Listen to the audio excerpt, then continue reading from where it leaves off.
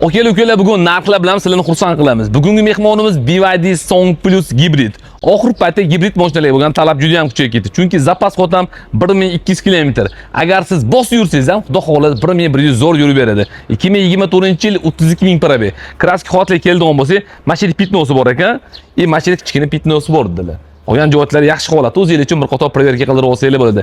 Yili ham zo'r. 24-32000 probeg. Salon holatini ko'radigan bo'lsa, salonni zo'r saqlab qo'yilgan, yaxshi naktkal to'qib qo'yilgan. Ranglan kombinatsiyasi ham albatta ko'zlarni quvontiradi. Salon holatlarida ham kutlarda hech qanaqa rasxotlar ko'rganimiz yo'q. Ideal holat turibdi, texnik holatlar ham ideal holatda.